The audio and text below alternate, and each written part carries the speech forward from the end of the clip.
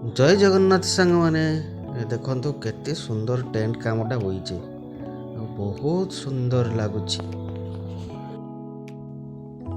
ତ ସନ୍ଧ୍ୟା ସନ୍ଧ୍ୟାରେ ମୁଁ ବାହାରି ଆସିଥିଲି ଜାମୁତୁକୁଲା କାଳୀପଦା ଜାମୁତୁକୁଲା। ତ ସେଠାରେ 32 ବେଶ ହେଉଥିଲେ ତ ଦେଖିବା ପାଇଁ ପଳେଇ ଆସିଲି। ଆଉ ଆସିକି ଦେଖିଲି ତ ପ୍ରବଳ ଜୋର ଭିଡ଼। ତ ଆପଣମାନେ ଦେଖିପାରୁଛନ୍ତି କେତେ ଭକ୍ତ ଏଠାରେ ଅଛନ୍ତି। ଆଉ ଏଠାରେ ପ୍ରତ୍ୟେକ ଦିନ ପ୍ରସାଦ ସେବନର ବି ବ୍ୟବସ୍ଥା ଅଛି। ଜୟ ହନୁମାନ। ହନୁମାନ ମୂର୍ତ୍ତିଟି ବି ପୁରା କ'ଣ ଆଉ କହି ବହୁତ ବଡ଼ଟେ ହେଇଛି ଆଉ ବହୁତ ସୁନ୍ଦରଟି ଲାଗୁଛି।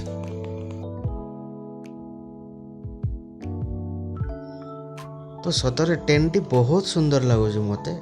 ଆପଣମାନଙ୍କୁ ଟେଣ୍ଟଟା କେମିତି ଲାଗୁଛି ନିହାତି କମେଣ୍ଟ କରିବେ। ଠିକ୍ ଅଛି।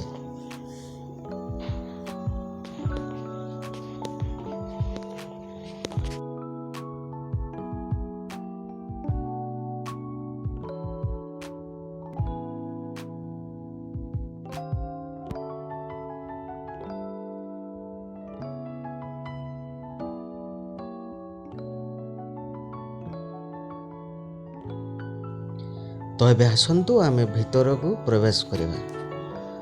ଦେଖିପାରୁଛନ୍ତି ମାନେ 22 ପାହାଚ କରାଯାଇଛି ପୁରା LED ଲାଇଟ୍ ଦେଇ ବହୁତ ସୁନ୍ଦର ଲାଗୁଛି। ଆଉ ସାମ୍ନାରେ ଗୋଟେ ବୁଦ୍ଧଦେବ ମୂର୍ତ୍ତି ଓହୋ ମନକୁ ପୁରା ମୋହିତ କରାଇଦେଲା।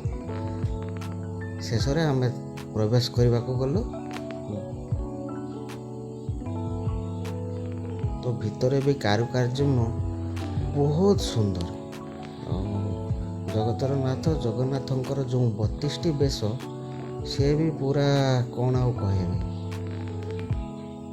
ବହୁତ ସୁନ୍ଦର ଲାଗିଲା।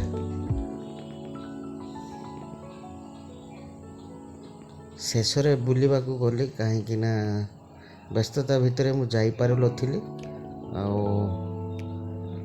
ଆଉ 3 ଦିନ ପରେ ଶେଷ ହେଇଯିବ। ତ ଯାହା ହଉ ବୁଲିକି ମୋତେ ବହୁତ ବଢ଼ିଆ ଲାଗିଲା। ଆଉ ମନ୍ଦିର ଭିତରେ ପୁରା ଶାନ୍ତି ଲାଗିଲା। ଜୟ ଜଗନ୍ନାଥ ଜୟ ଜଗନ୍ନାଥ। ରହିଲି ସାଙ୍ଗମାନେ ଜୟ ଜଗନ୍ନାଥ।